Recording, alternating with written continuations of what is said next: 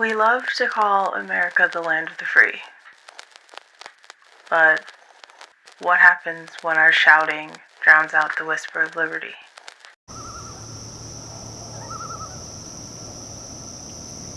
Kia ora, knockouts, and welcome to the second episode of Thoughts That Keep Me Up at Night with Kin. I'm Kin. Last week, we covered why idle time is important for our fundamental progress and personal innovation. This week, I have been searching for people who are openly expressing themselves without the tunnel vision of fear. And to be honest, they're everywhere. Just like last week, we are going to break down this episode in 4 different acts. Say it with me. Where it came from, how it evolved, why it matters now, and what's next. But before we pull out our pocket-sized constitutions, I just want to salute our sponsor, B0 Plastic, a company working hard to heal our planet one step at a time. We will definitely revisit them and their mission in a little bit, but if you just can't wait, their link is in the description below. Now, I am in a good mood and I have a lot to unpack with this episode, but I feel like we need to take a moment to address something. I believe that you should know where I'm coming from with my discussions about the Constitution, because our perspective of freedom is shaped by the roads that we have walked and the walls that we have hit. Therefore, I am going to put a bit of a disclaimer on the screen that I will read aloud for our audio-only listeners. I have ancestral roots on both sides of this nation's origin story. I descend from the so-called founding fathers like Patrick Henry, as well as the indigenous peoples whose land was taken from them by colonization. Native American, Hawaiian, and Maori, to be specific. So, when I talk about American rights, I am not speaking out of performative wokeness, nor am I speaking out of blind patriotism. I am speaking as both a witness to and a beneficiary of injustice. The Constitution is not a perfect invention or model. It's a political tool, crafted by those who, for all their ideals, excluded women, enslaved minorities, and stripped indigenous peoples of their protections. But ironically, it can be wielded today as a mechanism to challenge power, speak truth, and create space for historically silenced voices. Many indigenous cultures emphasize collective responsibility, harmony, and respect. Not just speaking, but listening. And in that way, I truly believe that our definition of freedom might actually be more advanced. It's not just about being allowed to say something. It's about saying something that doesn't harm the web of life that we're all a part of. So yes, I believe in our Constitution. I believe in questioning power, in calling out systems, in preserving the right to dissent. But I also believe that true freedom doesn't come from a government clause. It comes from a society that is willing to value all voices equally, especially the ones that history tries to erase. I carry the fire of the revolutionaries who demanded freedom, and the silence of the ancestors whose lands were taken to build it. I speak now for them both, in hopes of finding common ground for all, instead of all common ground for one. And because this episode is premiering on September 11th, I would like to take a moment to acknowledge a very specific day that left a scar on the face of our history. I will never forget the look on my father's face when he pulled me out of class that day. And even though I knew he had served our country, and I watched the news right there in that classroom, I never could have imagined the devastation that followed out of actions taken from political disagreement, as a polite way of putting it. We remember the nearly 3,000 lives that were lost, the families that were forever changed, and the courage of those who ran directly toward danger.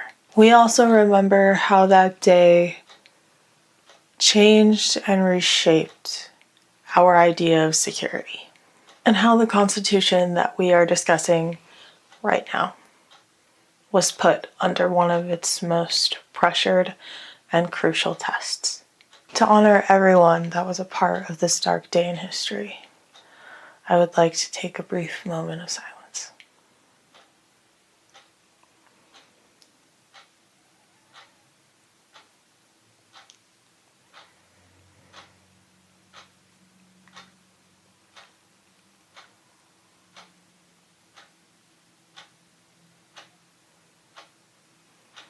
Thank you.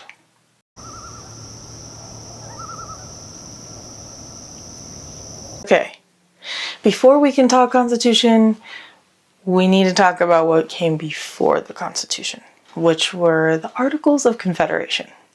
The Articles of Confederation spanned somewhere between 1781 and 1789.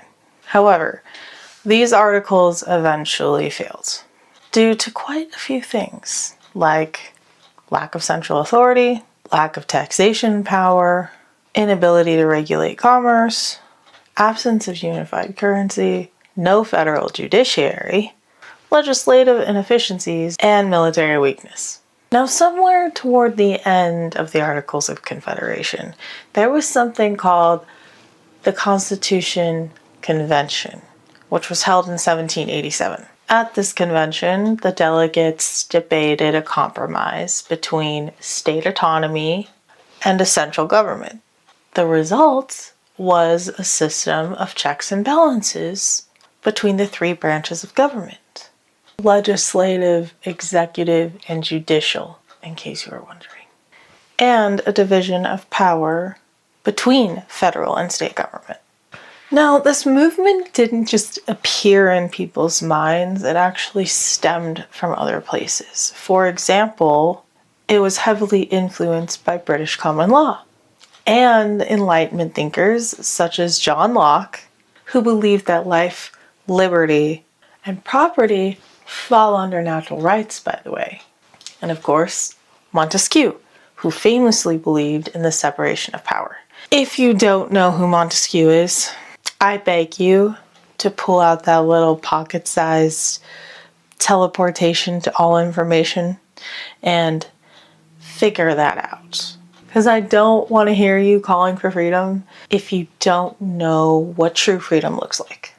I'm just going to say that now. Most notably, although often left out of the history books, I wonder why. This movement was also influenced heavily by the Iroquois Confederacy. Yes, you heard that correctly. The Iroquois Confederacy was made up of 6 different nations in the Northeast: the Mohawk, the Oneida, the Onondaga, the Cayuga, the Seneca, and the Tuscarora. These nations created something called the Great Law of Peace, which was a sophisticated constitution that included representative councils, rules for conflict resolution, checks on leaders' power, and inclusion of women in certain governance roles. However, despite that fact, the Constitution's definition of "we the people" did not include women, or minorities, or enslaved Africans, or men without property, regardless of your skin color. So clearly the Constitution's compromises protected slavery and inequality from the start. I would just like to remind you that the words on parchment were never really the whole story. The real force behind the Constitution has always been the people interpreting it. And let's be honest, we haven't all really agreed on what that means.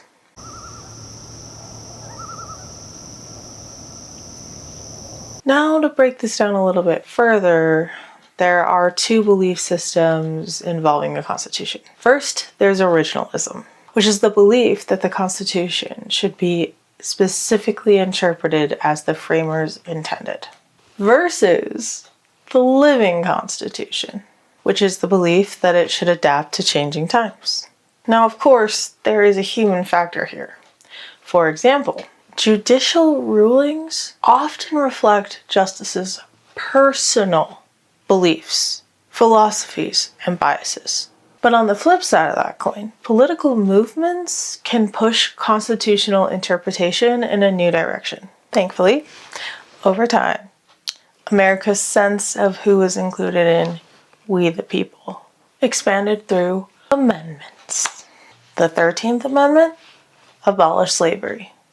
The 14th Amendment created equal protection under the law. The 19th Amendment, obviously women's suffrage. And the 26th Amendment lowered the voting age to 18.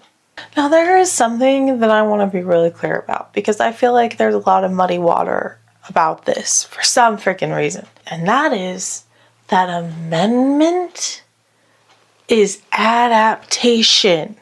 The Bill of Rights, which is the first 10 amendments, in case you didn't know, was added immediately to secure ratification. The later amendments reflected cultural evolution, yes, but always at a slow, agonizing, high-priced pace. And now we've brought an 18th century framework into a 21st century world.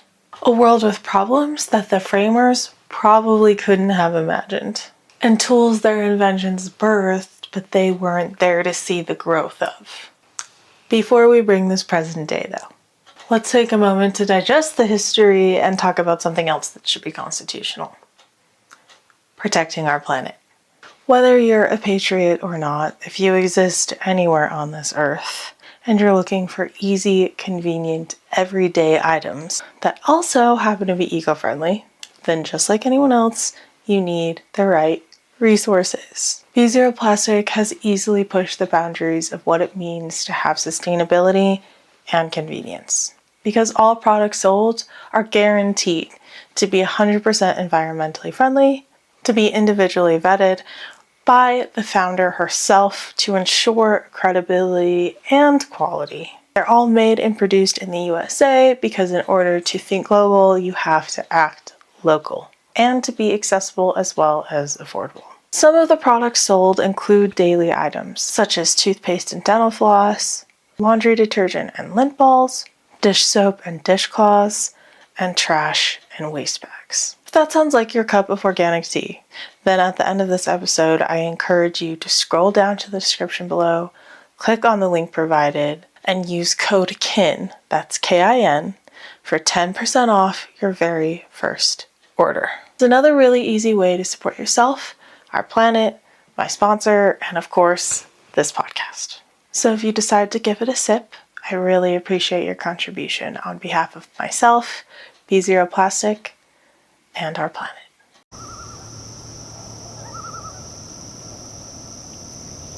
Okay, picking up from where we left off, let's talk about the 21st century stress test. The reality is that the Constitution never really anticipated the internet and social media, digital privacy and surveillance, climate change, and global economic interdependence.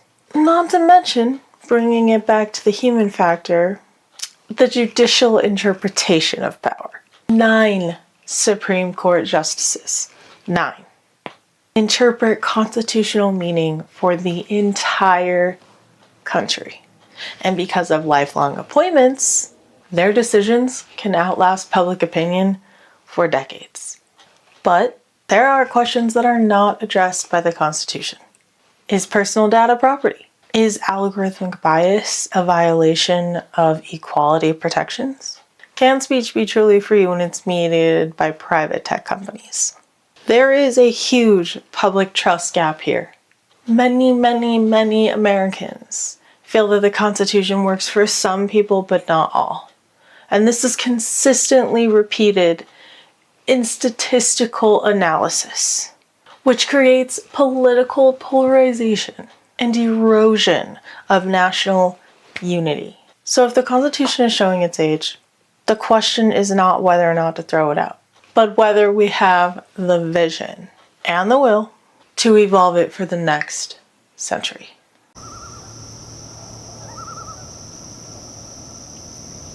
There is totally a way to modernize without dismantling. And there are examples of other countries that have revisited constitutional frameworks while keeping foundational values intact. So it's clearly possible. Now, back to my point about people not feeling like the Constitution works for everyone. According to a survey done by the Annenberg Public Policy Center, 2 out of 3 Americans cannot name all 3 branches of government, which hopefully has changed now because I told you what they were in the beginning of this podcast episode. And if you missed that, just hit rewind, babe. We'll wait.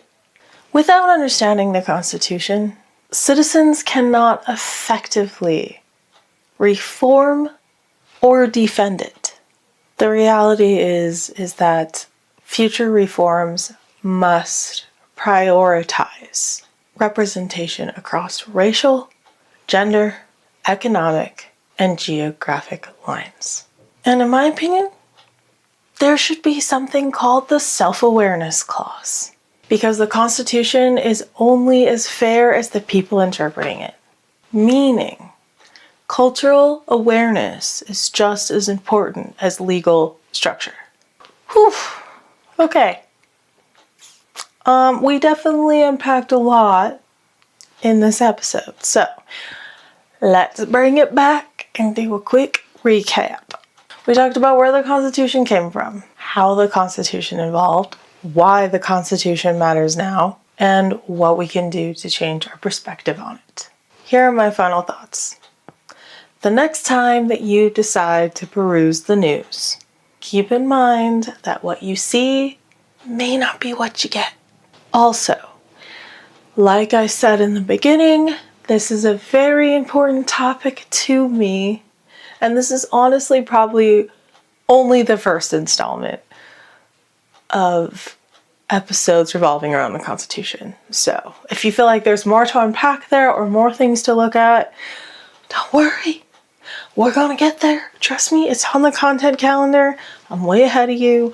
I have a lot more to say, but that's where we're gonna leave it for now. Speaking of news, let's talk about my brand new newsletter. If you head over to Thoughts That Keep Me With Kin at substack.com, you can sign up for my brand new newsletter for free and get all of the latest updates on the newest podcast episodes, idea polls, and even some behind the scenes content.